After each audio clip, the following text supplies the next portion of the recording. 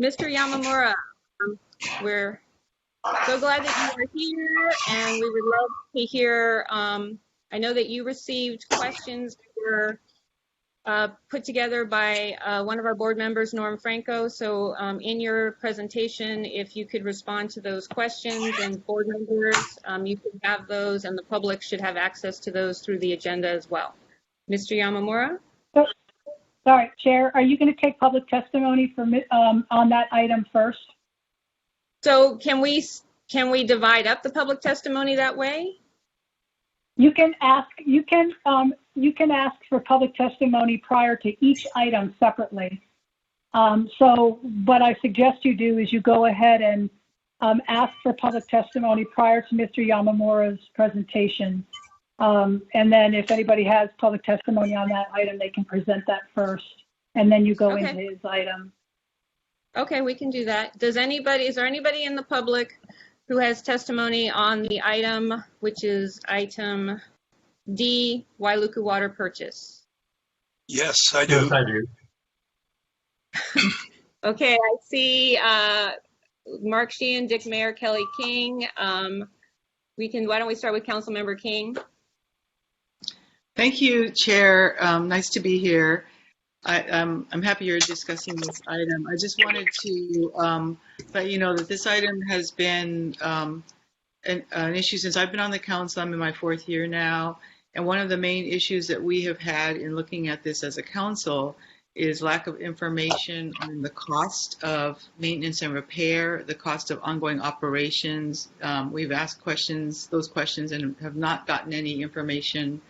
And as well as things like a list of things that do need to be repaired, and inventory and those kinds of things. So I would just ask you to try to get as much information as you can, as is available, because I can't imagine trying to sell a business without giving that information. Great. Thank you, Chair King, and thank you for being succinct. And Dick Mayer, you had some testimony. And just, folks, usually I have Zoli Mulaski doing the timing. I'm going to try to do it at the same time, but if you could also just remember, we're limiting testimony to 3 minutes. I've got it. Oh, thank you, Mimi. I appreciate it. Okay, no worries. Go ahead. Thank you. Can you hear me? Yes, we can. Okay, very good. Yeah, there are a couple of, I have not seen the report itself, the appraisal, but I would hope that there's a list of all the actual TMKs that are involved in this. There's not just one overall number. That you have a list with the characteristics of each of the TMKs. Is there a diversion on it? Is there a stream flowing by it? Is it integral to any water system that the county may want to have? Bay water, etc. So there should be some information on each item, its acreage, etc. And the reason why is that the county may end up wanting to buy, let's say, 20 out of the 25 parcels, not necessarily all of them, because some of them may not be useful or they may not be needed by the county. The second thing I would like to see in the appraisal that the county would have information on, are there any other lands in that area that would be necessary to utilize the Wailuku Water Company lands, for example, access roads or for even conveyance ditch or water conveyance ditches, irrigation ditches, etc. So in other words, you get a complete picture, or the county will get a complete picture of what it is buying and what it may still need to buy in order to operate a water system. I hope that the appraisal report is comprehensive enough to give all the needed information for a buyer. Thank you. Thank you, Dick. Mark Sheehan? Yes, I'm concerned with the qualifications of the appraiser to appraise the condition of the system, and that we do not know much about it, and that the examination of the system, for that information, we rely on the appraiser and the seller, with nobody there representing the county. And then I'm also concerned with what rights Native Hawaiians may have to access to this system. So I think there's a good deal more that needs to be known about what it is that the county proposes to buy, and I'm concerned about the high evaluation that's been placed on the system. Thank you so much, Mark. Is there anybody else from the public who would like to testify on this item only? I would. This is Lucienne Diné. Thank you, Lucienne. Go ahead.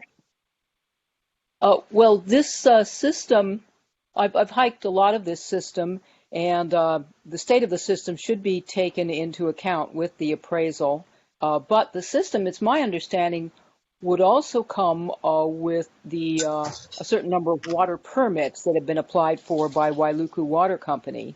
Also, it would provide land for the county to eventually drill different wells to perhaps replace some of the wells they now have in the Iau Aquifer, because right now the county has very little public land where they can decide that they might want to spread pumpage. So it's surprising to me that this is, it's in the budget and it's being discussed for a number of years, but it's not listed as a potential strategy for the Central Maui system in the water use and development plan. So we can maybe discuss that when we get to that part, but it just seems like this is a resource that would enable water decisions to be made in the future, whether it's more stream restoration, more water for the county or whatever, but it's just not listed in the inventory of potential water sources. So I agree that the appraisal that I've seen since the beginning seemed kind of high for the state of the system. The system is in a very dilapidated condition in a lot of the watershed area. Thanks. Thank you, Lucienne. Is there anybody else from the public who would like to testify? Okay, I can't see everyone, but I don't hear anybody. So we will close public testimony for this item. And Mr. Yamamura, we are excited to hear your presentation.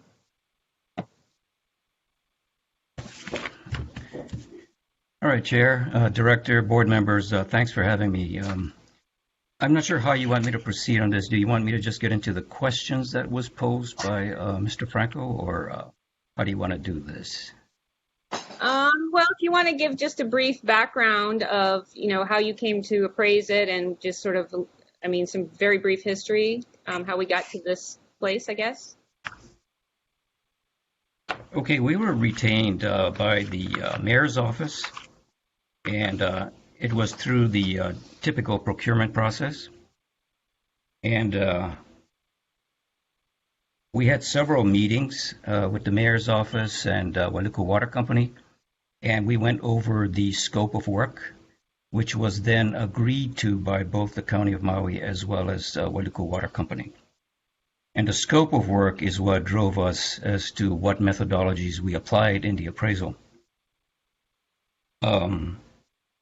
If I may jump around here, based on some of the testimony this morning or this afternoon, the scope of work was really to value the real property interests and not the structural components or the condition of the water conveyance system itself. So we were dealing strictly with the real property values. This was a very complex and unique property, and it was not an easy assignment, but then we also had to work under time constraints because I think it was nearing the prior mayor's end of term. Having said that, I think we met the time frame, and it required some assumptions and agreements that were agreed to by both the county and Wailuku Water Company, particularly as it relates to the first question that was presented by Mr. Franco. Good question, because we were dealing with land areas that were a portion of what you find on public records. For example, Hey, Mr. Yamamura, could you state what his question was in case people don't know who are watching? Sorry. Okay, it's the first question on. Okay. You could just read the question also. Yeah. Okay, it states on page 3, the appraiser states that the Wailuku Water Company has partial interest in the following parcels. TMK 3214-1, gross land area of 5,306 acres. Wailuku Water Company interest in this parcel is 3,183 acres. Second part of the question is tax map key 3531, gross land area of 3,648.614 acres. Wailuku Water Company interest in this parcel is 2,805.778 acres. Appraiser does not state who owns the other interests in these parcels and how he evaluated for a parcel's undivided interest in them. Another critical explanation that the appraiser leaves out is how he approached determining the value of the undivided interests for these parcels. Again, good questions. And my response is that the appraisal utilized the land areas that were agreed to by the County of Maui and Wailuku Water Company. These were not partial interests or partial undivided interest valuations. Little background. In 1996, regarding tax map key 3214-1, a 40% undivided interest was sold to the County of Maui. A condition of the sale was that the county was supposed to conduct a parcel consolidation and re-subdivision, but for some reason that was never done. The parcel consolidation and re-subdivision still needs to be done. But the thinking was, I believe, that if the county were to acquire the portion still owned by Wailuku Water Company, then that would negate the need to go through the parcel consolidation and re-subdivision. In any event, I think that was the primary reason why the county and Wailuku Water Company stipulated the use of 3,183.6 acres of fee simple land, and that's what we used in the appraisal. Similarly, for tax map key 3531, a portion of that was sold to Honolulu Ranch in 2018. And this parcel is also awaiting the completion of a parcel consolidation and re-subdivision. So here again, the county and Wailuku Water Company agreed to utilize the 2,805.77 acres of fee simple land, which is what we did in the report. That's the question and my response to question 1. I'm not sure if you have additional questions, or I can move on to question 2. No, please go ahead. Move on. We can take questions after. Regarding question 2, the question is also on page 3. Appraiser identifies parcels that Wailuku Water Company claims to have an easement over, yet offers no proof of those easements. Further stating on page 7 that for valuation purposes, the land areas of the respective easement encumbrances must be determined. Since WWC had not given him proof of those easements, appraiser states that he had to rely on publicly available sources like the County of Maui maps, USDA National Resources Conservation Service, and the U.S. Fish and Wildlife. These outside sources are not deemed reliable as to the conditions and terms of those easements. But my response is this. Ordinarily, easement survey maps, legal descriptions, preliminary title reports are requested by the appraiser and provided to the appraiser. In this case, none of those, the easement descriptions, etc., were available because the easements were established so long ago, and we had to move the appraiser along. Considerable time and effort, therefore, was spent on utilizing the maps from government agencies like the County of Maui, the USDA, and the U.S. Fish and Wildlife. These mapping platforms have measurement tools built into them. And so we spend an awful lot of time trying to be very careful in determining the alignments, number one, and number two, the land areas. We presented these alignments and land areas to a meeting with both the county and Wailuku Water, and both agreed to use the alignments and land areas that we determined, because there was nothing else we could use. We had no surveys, no legal descriptions. Now, my responses also are already in the disclosures in the appraisal report. And it's particularly on page 9, where we describe the assignment conditions and extraordinary assumptions. The third question, on page 8, the appraiser states that he and his assistant, along with Avery Chumley, the seller of WWC, inspected all of the subject properties without any representative of the County of Maui, the prospective buyer and party that ordered and paid for the appraisal. The County of Maui is relying solely on the observations and opinions of the appraiser, who has no expertise to evaluate the conditions of the water system. If the County of Maui buys the WWC water system without a thorough examination of the physical conditions of the irrigation infrastructure, the County of Maui would be exposed to a lawsuit of negligence and maybe even malfeasance by the owners of those partial interest parcels and the property owners that may have conditional easements over their properties, and also by some public watchdog organization. If the County of Maui buys the WWC system sight unseen, they would violate the first cardinal rule of real estate transactions: never buy property sight unseen. My response to that is that no one from the county attended the initial site inspection, but the county had no issues with regard to the initial inspection by myself, a member of my staff, and Wailuku Water Company.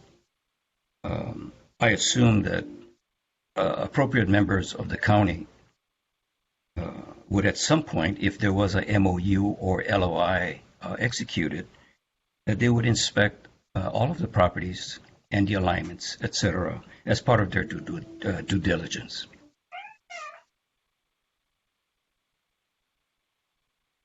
Question 4.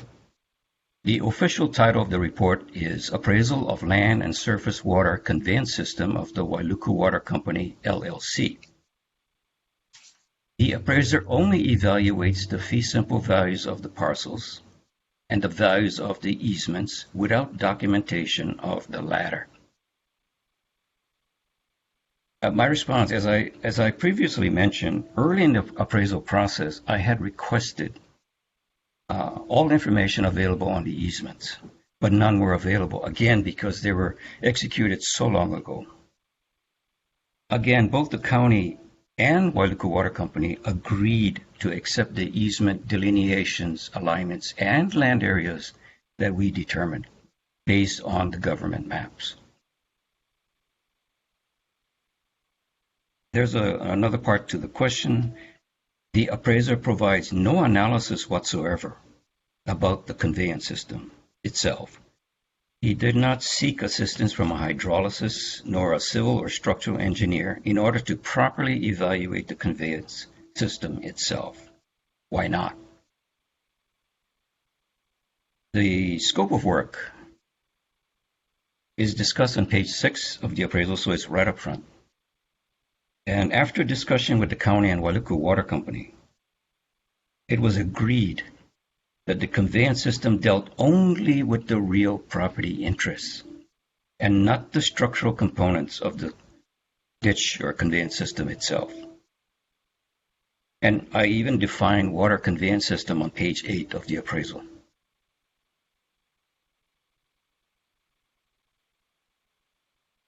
Question 5.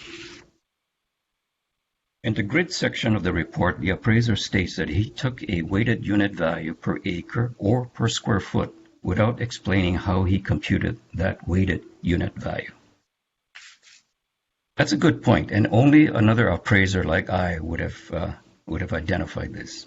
I should have inserted a sentence to explain my weighting. But here, all of the site valuation tables, and there were quite a number of them in the report, except for tables 1, 3, and 5, had equal weight placed on them. So we didn't weight any one or the other more than, in other words, each were weighted 33%.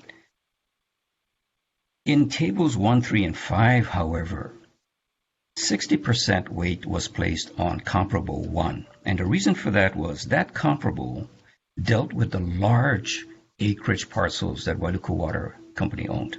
And there's 2 of them. And comparable 1 was weighted 60% because it contained 3,400 acres, very similar to the 2 large acreage Wailuku Water Company parcels. So it was very, very similar. And it deserved greater weight than the other 2 smaller land area comparables. On question 6, the title history of each parcel is very crucial if the County of Maui decides to buy the Wailuku water system. We don't want to end in court battles over land titles after purchasing the entire water delivery system from the Wailuku Water Company.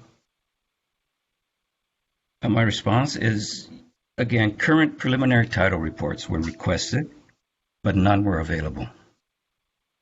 So information for the appraisal was obtained from publicly available records. And I assume at some point, again, if an MOU or an LOI is executed, the county can address any issues at that time during the due diligence period. The last question, Native Hawaiian rights and their right of access on the land of Wailuku Water Company to preserve those rights affects the value of the Wailuku Water conveyance system. The appraiser makes no statement about the right of access, which is an implied easement, and therefore also affects the value of the parcels of land owned in part or outright, notwithstanding title reports by WWC. My response, here again, we had no preliminary title reports, and we could not determine the extent, if any, Native Hawaiian water rights issues over and above what is customarily known were present or not. In addition, the County of Maui can make these determinations at some point, again, after an MOU or an LOI is executed and title reports ordered and available for inspection to determine if there are any issues regarding Native Hawaiian water rights. And that was the last question. So, Okay, great. Thank you, Mr. Yamamura.